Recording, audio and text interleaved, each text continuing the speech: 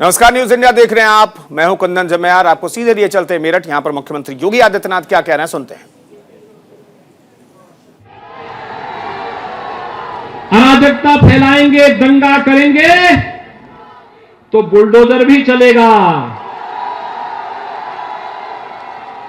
आज देखा होगा प्रदेश में कानून का राज है, हर बेटी स्कूल जा रही है।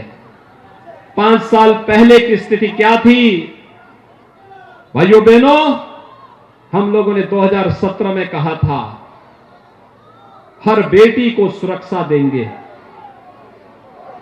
हर किसान का मान बढ़ाएंगे, सबका साथ, सबके विकास की भावना के साथ कार्य करेंगे। हर कार्य किया। आज मुझे प्रसन्नता होती है, आज जब 5 साल के अपने कार्यकाल के दौरान जनता जनार्दन से मैं अपने विधायकों के लिए और अपने प्रत्याशियों के लिए वोट मांगने के लिए आ रहा हूं, आज मुझे प्रसन्नता होती है कि हमने प्रदेश की बेटियों को एक सुरक्षा का माहौल दिया है। हमने सुरक्षा का माहौल दिया है। हमने हर श्रद्धालु के मान को बढ़ाया है। कांवड़ यात्रा निकाली है, जन्माष्टमी के आयोजन हो सकते हैं, शिवरात्रि हो या नवरात्रि, लक्ष्मी पूजा हो या दुर्गा पूजा, हर कार्यक्रम को कुशलतापूर्वक संपन्न कर सकते हैं। कोई रोक नहीं, कोई विवाद नहीं। हाँ, सबको सम्मान, सबको सुरक्षा। कोरोना कालखंड में तो भाइयों बहनों आपने देखा होगा, कोरोना कालखंड में फ्री में टेस्ट, फ्री में उपचार, फ्री में वैक्सीन। कितने लोगों ने वैक्सीन लिया है? वैक्सीन कितने लोगों ने ले लिया? वैक्सीन सबने ले लिया। एक कोरोना का टीका लगाया है ना, तो हाथ खड़ा करने में क्या दिक्कत आ रही है? कितने लोगों ने इधर, कितने लोगों ने वैक्सीन लिया है? ये वैक्सीन ही सुरक्षा कवच है।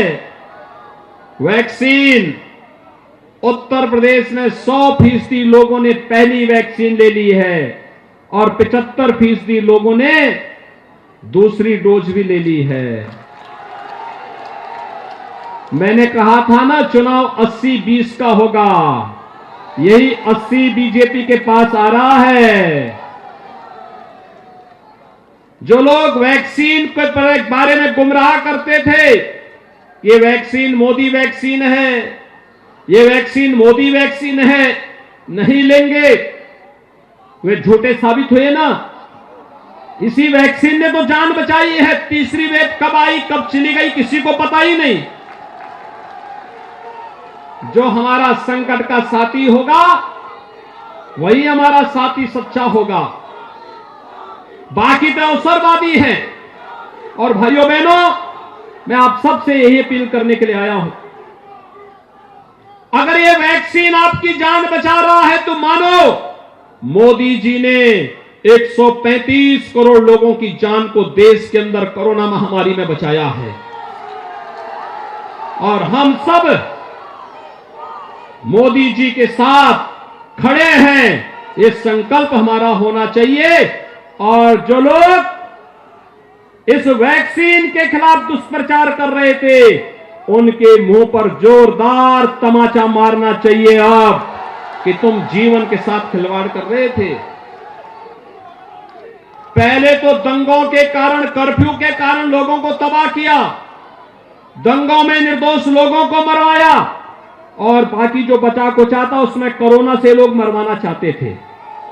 लेकिन भाइयों बहनों, आज न कर्फ्यू से कोई तबाह होगा, न कोई कोरोना से पस्त होगा, क्योंकि मोदी जी जो हैं और प्रदेश में भारतीय जनता पार्टी की, आपकी डबल इंजन की सरकार जो है। भाइयों बहनों, आपको राशन मिल रहा है कि नहीं मिल रहा है? डबल इंजन की सरकार है तो डबल डोज राशन की भी है महीने में। कितनी बार है? 2 बार, ये 2 बार क्या है? विक्ट्री का चिन्ह है। क्या ये लोग सपा के लोग और कांग्रेस के लोग देते थे क्या राशन? भाइयों बहनों, इनका राशन कैसे देते? ये विकास कैसे करवाते? ये लोग बिजली देते थे? समाजवादी पार्टी की सरकार के समय, लोक दल की सरकार के समय बिजली आती थी? वे बिजली नहीं देते थे, वे सड़क नहीं बनाते थे, वे उपचार की व्यवस्था नहीं करते थे, वे सुरक्षा भी नहीं देते थे, वे राशन भी नहीं देते थे। सरकार तो थी, प्रदेश वही, तंत्र वही, सपा की जगह भाजपा आ गई, सब आने लग गया। इसका मतलब विकास का पैसा और गरीबों का पैसा पहले इनके इत्र वाले मित्र के घर चला जाता था। कहां जाता था? इत्र वाले मित्र के घर। और इसलिए भाइयों बहनों, हम लोगों को ढूंढना पड़ा था एक ऐसा बुलडोजर जो स्वयं ढूंढ सके इनके इत्र वाले मित्र के घर को, क्योंकि यही पैसा जब निकलेगा इत्र वाले घर के, इनके इत्र वाले मित्र के घर से, मां लक्ष्मी कैद से मुक्त होगी और गरीब को राशन फ्री में मिलता रहेगा, गरीब को बिजली मिलेगी, गरीब को घर मिलेगा, गरीब को शौचालय मिलेगा और गरीब को बिजली का कनेक्शन भी फ्री में मिलेगा और रसोई गैस का कनेक्शन भी फ्री में मिलेगा। और इसी से लोग परेशान हैं, इसी से परेशान हैं। पहले पैसा कहां जाता था? भाइयों बहनों, आज तो मेरठ से दिल्ली की दूरी, आज से 5 साल पहले दिल्ली से मेरठ की दूरी 4 से 5 घंटे लगते थे। आज मात्र 40 मिनट में इस दूरी को आप तय कर सकते हैं। और अभी तो ये एक शुरुआत है, एक रैपिड रेल आ रही है, ऐसी स्पीड से चलेगी कि मात्र 40 मिनट में मेरठ में बैठे और मेरठ से 40 मिनट में दिल्ली। हमने यहां पे एक स्पोर्ट्स विश्वविद्यालय भी दिया है। इस सोमेंद्र तोमर और राजेंद्र अग्रवाल लगातार कहते थे ये विश्वविद्यालय मेरठ में ही बनना है, हमने मेरठ में दे दिया है। और भाइयों बहनों, गंगा एक्सप्रेसवे भी बन रही है मेरठ से प्रयागराज, मेरठ से प्रयागराज। आज आप जाएंगे तो अभी आपको समय लगेगा 17-18 घंटे। और भाइयों बहनों, जिस दिन गंगा एक्सप्रेसवे अगले 3 वर्ष के अंदर बनकर तैयार होगी, गंगा एक्सप्रेसवे में मेरठ से मात्र 6 घंटे में आप प्रयागराज पहुंच जाएंगे। मेरठ से ही मां गंगा जाती है और मां गंगा मेरठ से होकर के हिमालय से मां गंगा और यमुना एक साथ निकलती हैं। फिर संगम में जाकर के, प्रयागराज में जाकर के दोनों का मिलन होता है। और मेरठ का वासी जब प्रयागराज जाएगा, संगम में स्नान करेगा, अपना कार्य वहां संपन्न करने के बाद सुबह 6 बजे गए, 12 बजे वहां पहुंचे, 2 घंटे अपने कार्यों को रख करके फिर 2 बजे चले, शाम को 8 बजे वापस मेरठ अपने घर में। यह है विकास। सुबह 9 बजे चले दिल्ली को और 40 मिनट में दिल्ली। अगले 15-20 मिनट में किसी भी जगह आपको अपना कार्य कराना, वहां कार्य करके और फिर वापस 40 मिनट में वापस लखनऊ। ये होती है सरकार जो जीवन आसान कर ले, सुरक्षा प्रदान कर सके। और भाइयों बहनों, इसी कार्य के लिए आज मैं आपके बीच आया हूं। श्री सोमेंद्र तोमर भारतीय जनता पार्टी के एक सुयोग्य प्रत्याशी हैं। आपके हितों के लिए आज से नहीं, जब विद्यार्थी थे तब से इस मिशन के साथ जुड़ के काम कर रहे हैं। बड़े ओजस्वी हैं, विकास की योजनाओं को लेके आते हैं, गरीबों को राशन देते हैं, गरीबों के लिए 5 लाख रुपए का स्वास्थ्य बीमा का कार्ड बनवाते हैं, गरीब का घर बनाते हैं, गरीब को शौचालय बनाते हैं, गरीब को फ्री में बिजली का कनेक्शन भी देते हैं, वृद्धजनों को 12,000 रुपए सालाना बिजली पेंशन की सुविधा देते हैं, विधवा महिलाओं को 12,000 रुपए सालाना पेंशन की सुविधा देते हैं, दिव्यांगजनों को सालाना 12,000 रुपए की पेंशन की सुविधा भी प्रदान करते हैं। जनता जनार्दन की सेवा में भी और उनकी सुरक्षा में भी सदैव सजग होकर के कार्य करते हैं। तो मुख्यमंत्री योगी आदित्यनाथ यही बताने की कोशिश कर रहे हैं मेरठ में बीजेपी के प्रत्याशी को जिताने के लिए, क्योंकि हम सेवा भी कर रहे हैं जनता की और सुरक्षा भी दे रहे हैं। तो यही मूल मंत्र है जिसका प्रचार लगातार बीजेपी कर रही है, बीजेपी के स्टार प्रचारक कर रहे हैं, मुख्यमंत्री कर रहे हैं। फिलहाल एक बड़ी खबर आपको बताते हैं, समाजवादी पार्टी जुड़ी हुई बड़ी खबर है। यूपी चुनाव के लिए एसपी ने एक और लिस्ट जारी कर दी है। एसपी ने 24 प्रत्याशियों के नामों की सूची जारी की है। आजमगढ़ से चुनाव लड़ेंगे अखिलेश यादव, लेकिन ये जो खबर है, अखिलेश यादव राष्ट्रीय अध्यक्ष नहीं समाजवादी पार्टी के, एक दूसरे अखिलेश यादव हैं जो पिछले बार चुनाव में 688 वोट से जीते थे। सीएम योगी के सामने सुभावती शुक्ला को उतारा गया है। इस वक्त की बड़ी खबर आपको बता रहे हैं, एसपी ने एक और लिस्ट जारी की है उम्मीदवारों की। इस लिस्ट में 24 प्रत्याशियों के नाम है और इसमें एक नाम जो है अखिलेश यादव का है, जिसे लेकर के कंफ्यूजन है कि क्या अखिलेश यादव 2 सीटों से चुनाव लड़ेंगे। तो न्यूज इंडिया आपको बता रहा है कि ये अखिलेश यादव समाजवादी पार्टी के राष्ट्रीय अध्यक्ष नहीं है।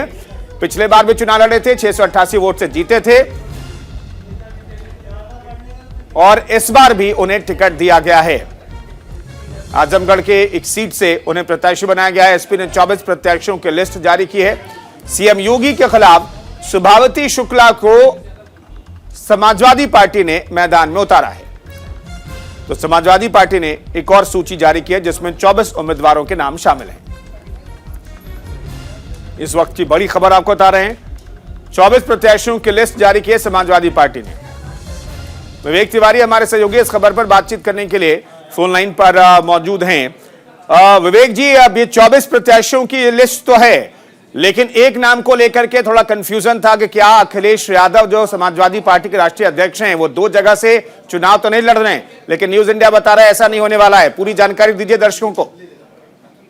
देखिए, मुबारकपुर सीट से समाजवादी पार्टी ने जिस प्रत्याशी को उतारा है उसका पूरा नाम अखिलेश यादव गुड्डू है जी। वो आजमगढ़ से समाजवादी पार्टी के जिलाध्यक्ष भी रहे हैं। वो पार्टी के राष्ट्रीय अध्यक्ष नहीं है, वो दूसरा नाम एक है लेकिन वो व्यक्ति दूसरे हैं जो मुबारकपुर से समाजवादी पार्टी की तरफ से लड़ रहे हैं। तो ये दर्शकों को समझ लेना चाहिए कि कुछ लोग कुछ साइट्स पर या कुछ चैनल्स पर शायद ऐसे इन्फॉर्मेशन चल रही है, लेकिन ये बिल्कुल अच्छी तरह से समझ ले, अखिलेश यादव सिर्फ जो राष्ट्रीय अध्यक्ष हैं वो मैनपुरी की करहल सीट से लड़ रहे हैं और अखिलेश यादव गुड्डू वो आजमगढ़ की मुबारकपुर सीट से लड़ रहे हैं। ये दूसरे हैं, ये पार्टी के सदस्य है, पार्टी के कार्यकर्ता हैं और समाजवादी पार्टी के जिला अध्यक्ष भी रहे हैं आजमगढ़ से। बाकी के जो 23 नाम है उसमें नंदिता शुक्ला मेहनोन से लड़ रही हैं। इलाहाबाद की जो फाफामऊ सीट है वहां से अंसार अहमद लड़ रहे हैं। विश्वनाथगंज से सौरभ सिंह, इनका नाम पहली बार भी एक लिस्ट आई थी उसमें इनका नाम था, दोबारा से इनको कंफर्म किया गया है। और इसके अलावा जो गोरखपुर की शहर की सीट है वो शुभावती शुक्ला, ये शुभावती शुक्ला उपेंद्र शुक्ला की पत्नी है जिनका थोड़े दिन पहले निधन हो गया था। उपेंद्र शुक्ला भारतीय जनता पार्टी के नेता थे और वो 2018 का जो लोकसभा का उपचुनाव हुआ था गोरखपुर का, उससे वो भारतीय जनता पार्टी के प्रत्याशी थे, लेकिन वो चुनाव हार गए थे।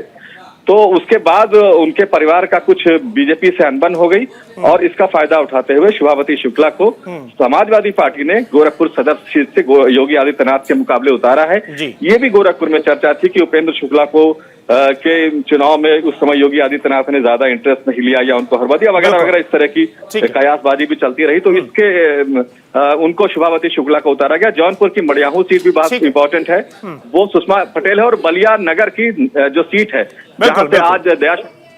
ठीक है, शुक्रिया आप इस खबर पर जानकारी देने के लिए विवेक जी आपका। तो आपको सीधे लिए चलते हैं जयपुर रीट एग्जाम में जो धांधली की खबरें आ रही है उस पर मुख्यमंत्री अशोक गहलोत क्या कह रहे हैं, सुनते हैं। बोले बढ़ चढ़ कर ये कि शिक्षा संकुल और कहाँ क्या क्या हुआ, कैसे हुआ, पूरी पिक्चर बता रहे हैं। तो भाई आप किस गैंग से मिले हुए हो? वहाँ गैंग वार चल रहा है इसके अंदर भी। गैंग वॉर चल रहा है, कई गैंग काम करती है इसके अंदर। आप किस गैंग से मिले हुए बताओ, वरना कोई कारण नहीं था। अगर आप पब्लिक इंटरेस्ट होता आपका, आप शिक्षा मंत्री को कहते, चीफ सेक्रेटरी को कहते, मान लीजिए डीजी पुलिस को कहते, तो ये आप समझ सकते हो क्या हो रहा है। इतने बड़े संख्या में बच्चों का भविष्य है, तो हमने आज तय किया कैबिनेट की पूरी मीटिंग के अंदर कि भाई हम क्यों नहीं, जनता ही माई बाप है। देखिए, जनता की जो खलक की आवाज़ खुदा की आवाज़ वाली बात थी, उसी ढंग से अगर मान लीजिए जनता में भावना है भाई पता नहीं लीग में कितने लोगों को फ़ायदा पहुंचा होगा, एसओजी के आधार पे तो मैक्सिमम 300 लोग होंगे, 350 लोग होंगे, मुश्किल से होंगे, वही मुश्किल से होंगे। और एसओजी की कामयाबी को भी अप्रिशिएट नहीं कर रहा है। गुलाब सिंह कटारिया ने अप्रिशिएट किया तो दूसरे दिन, क्योंकि वो आरएसएस और बीजेपी के फासिस्ट लोग, बार बार कहते हैं फासिस्ट लोग हैं, इनका विश्वास नहीं है लोकतंत्र में, इसलिए सेकंड है उसको इतना दबाया गया कि उनको अपना बयान बदलना पड़ा। नेता प्रतिपक्ष को बयान बदलना पड़े तो सच्चाई तो वो बोल दी उन्होंने, फिर दबा गया कि नहीं अब तो आप तो कर क्या रहे हो, हमारा एजेंडा इस सरकार को बदलना। और बात उत्तर प्रदेश चुनाव की, दरअसल इस वक्त की बड़ी खबर आपको बताते हैं। पीएम मोदी ने बिजनौर रैली को वर्चुअली संबोधित किया है। पश्चिमी यूपी के 3 जिलों के लोगों को प्रधानमंत्री नरेंद्र मोदी ने संबोधित किया है। माफी चाहता हूं, खराब मौसम के चलते नहीं आ पाया। पीएम मोदी का जो कार्यक्रम था वो पिछले दिनों कैंसिल करना पड़ा था, इसलिए उन्होंने क्षेत्र की जनता से माफी भी मांगा। खराब मौसम के चलते हेलीकॉप्टर नहीं निकल पाया, उन्होंने ये जानकारी दी। महात्मा विदुर की कर्मभूमि को नमन करता हूं, प्रधानमंत्री नरेंद्र मोदी ने अपने संबोधन में यह कहा। पीएम मोदी का समाजवादी पार्टी पर निशाना भी देखने को मिला है। नकली समाजवादी अपने करीबियों को की जो प्यास है वो सिर्फ बुझाते थे, प्रदेश की जनता के बारे में कुछ भी नहीं सोचते थे। प्रधानमंत्री नरेंद्र मोदी ने इस वर्चुअल रैली में क्या कहा, सुनिए। जब उज्ज्वला योजना से गैस का कनेक्शन मिलता है तो माताओं बहनों की जाति नहीं पूछी जाती, न उनका पंथ पूछा जाता है। हमारी सरकार में जब मुफ्त राशन मिलता है तो किसी भी की बिरादरी, किसी का समाज, कौन क्या है, ये किसका बेटा है, क्या है, कुछ नहीं जाना पूछा जाता। जब गन्ना किसान का बकाया भुगतान किया जाता है, सिंचाई का पानी मिलता है, वो सभी को बराबरी से मिलता है। ये फर्क मेरे उत्तर प्रदेश के किसान, मेरे उत्तर प्रदेश के गरीब भाई बहन, मेरे उत्तर प्रदेश के नौजवान, ये फर्क जो है ना, इसको कभी भूल नहीं सकते हैं।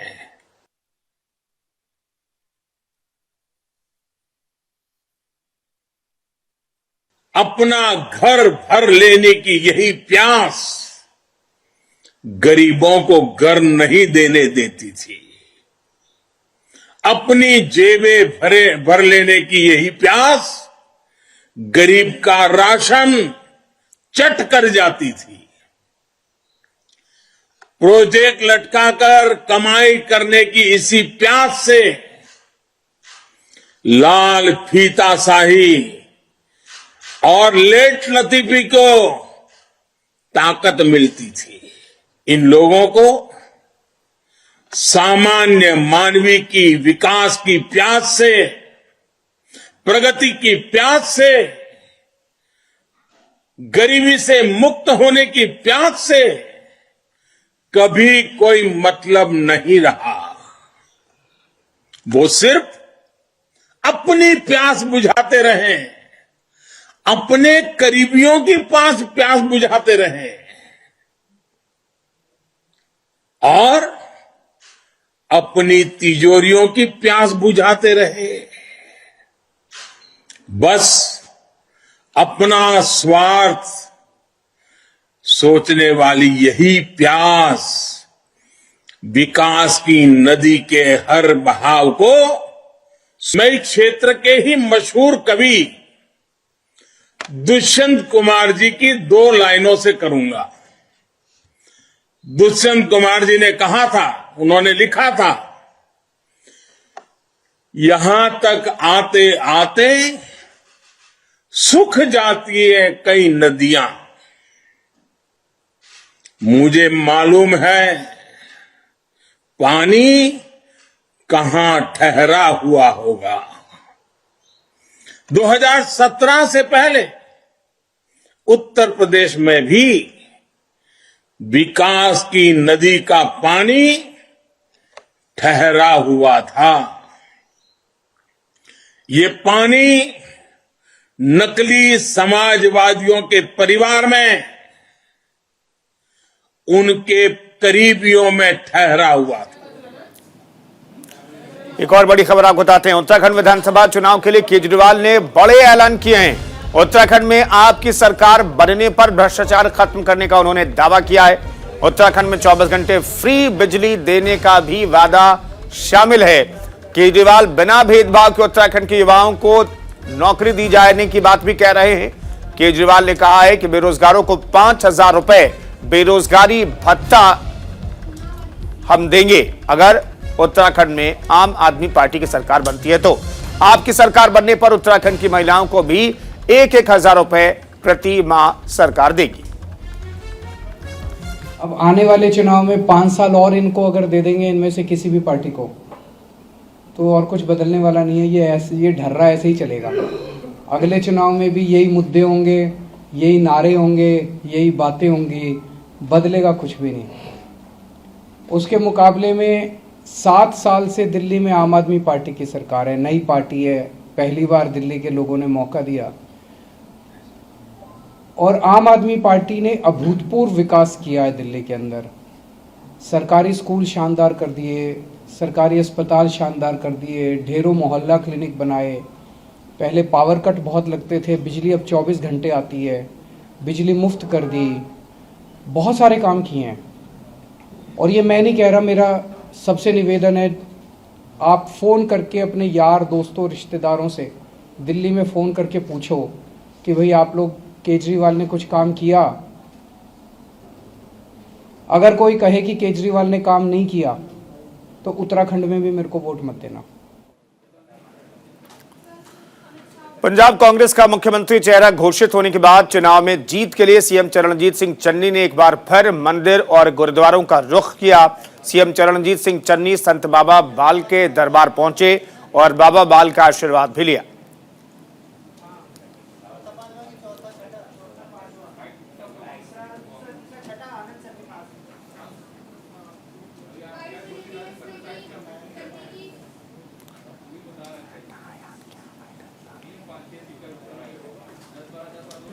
तो बाबा जी का आशीर्वाद प्राप्त किया। मैं अज के मुबारक मौके ते सारिया संगतां दा धन्नवाद भी करता, बधाई भी देना। और चन्नी जी का, क्योंकि इन्होंने बड़े दिन पहला मैनू कहा सी बाबा बाल जी महाराज उन्होंने चरण स्पर्श करना है। साडे पंजाब च चोन चल रही है, बाबे का आशीर्वाद लेना है। तो मैं धन्नवादी हाँ बाबा जी का, सारे संत समाज का, जिन्होंने अपने आशीर्वाद दे के नवाजा है। साडे चोन चल रही है, इस करके कुछ ज्यादा नहीं बोल सकते क्योंकि इलेक्शन कोड लगे होंगे। मैं एक बार सारी संगत का बहुत बहुत धन्यवाद करना है। तो एक बड़ी खबर आपको बताते हैं। ठेकेदारों की हड़ताल पर बोले सीएम जयराम ठाकुर। सीएम ने ठेकेदारों से हड़ताल पर न जाने की अपील की है। मांगों पर विचार करने का उन्होंने आश्वासन दिया और इसी आधार पर वो कह रहे हैं कि ठेकेदार हड़ताल पर न जाएं।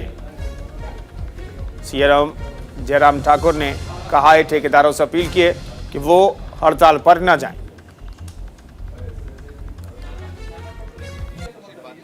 चल रहा हुआ हमारा हड़ताल के लिए सही मायने में हम उसमें, सरकार उसमें दोषी ऐसा नहीं है। बात यह है कि कोर्ट का निर्णय है, उस कोर्ट के निर्णय के कारण जो कॉम्प्लिकेशंस आई हैं उसका रास्ता निकालने के लिए इतनी सरल नहीं है वो चीजें, वो कठिन है थोड़ी, लेकिन फिर भी उसके बावजूद we are trying to find out way, रास्ता निकालने की कोशिश कर रहे हैं। उसमें निश्चित रूप से हम निकालेंगे, जल्दी होगा। और मेरा उनसे निवेदन है इस बात के लिए कि वो स्ट्राइक कोई समाधान नहीं है, हम कॉन्ट्रैक्टर के अगेंस्ट नहीं है, लेकिन इशू उनको भी मालूम, अच्छी तरह से मालूम है, लेकिन जल्दी इसका समाधान करने की दिशा में। उत्तर प्रदेश के अमेठी में 185 विधानसभा की सदर सीट गौरीगंज से भारतीय जनता पार्टी के सशक्त प्रत्याशी चंद्र प्रकाश मिश्र मटियारी ने आज सुबह अपने जनसंपर्क कार्यालय मटियारी भवन पर हवन पूजन करने के बाद कलेक्ट्रेट में नामांकन किया। इस दौरान हमारे संवाददाता ने उनसे खास बातचीत की। 185 विधानसभा गौरीगंज से भारतीय जनता पार्टी के प्रत्याशी चंद्र प्रकाश मिश्र मटियारी ने यहां पर नामांकन किया है। नामांकन करके वो निकले हुए हैं, उनसे हम सीधे बात करते हैं। ये बताइए कि आपने अभी सफलतापूर्वक नामांकन किया है, क्या 20 वर्षों के बाद यहां पर भारतीय जनता पार्टी जो है सीट जीत पाएगी गौरीगंज? जीती हुई सीट है। मैं चंद्र प्रकाश मिश्र मटियारी हूँ। 2007 से 2012 में मैं यहाँ का विधायक रहा हूँ, और जब मुझे मौका मिला था तो मैंने दृढ़ संकल्पित करने का काम किया था कि यहाँ की जो मांग थी, बहुत प्रतीक्षित, बहुत दिनों से मांग थी, उस अमेठी के जनपद को बनाने का काम किया था। और मैं जानता था कि इस अमेठी की गुलामी को अगर कोई दूर कर सकता है, जो हम मानसिक गुलाम थे ना भाई, अमेठी हमारी मानसिक गुलाम थी, और इस मानसिक गुलामी को तो दूर करना था ना। मतलब पैदा हम यहाँ हो, सब कुछ यहाँ, हमारा कोई मतलब नहीं है। तो मुझे भी भरोसा था कि इसको भारतीय जनता पार्टी ही आज़ाद करा सकती है। भारतीय जनता पार्टी ने जैसे हमारी संस्कृति को आज़ाद किया, भारतीय जनता पार्टी ने जैसे राम जन्मभूमि को आज़ाद किया, भारतीय जनता पार्टी ने जैसे हमारे काशी विश्वनाथ को आज़ाद किया, और यही नहीं, हमारे राष्ट्र को आज़ाद करने का, राष्ट्र को सुरक्षित करने का काम किया, वैसे अमेठी को आज़ाद करने का काम किया। तो जब दीदी आ गई तो विकास के आयाम दिखने लगे। हमारा काम क्या है? आंधियों का काम चलना है, गरज इससे नहीं, साख का पत्ता रहे या जुदा हो जाएगा। नफरतों ने घेर रखा है हर तरफ से, दीवारें गिरेंगी, रास्ता हो जाएगा। जय योगी, जय मोदी। क्या लगता है कि जो है भारतीय जनता पार्टी का जो विश्वास है, जिस विश्वास से उन्होंने आपको जो है यहाँ का प्रत्याशी घोषित किया, उस विश्वास पे आप कितना खरा उतरेंगे?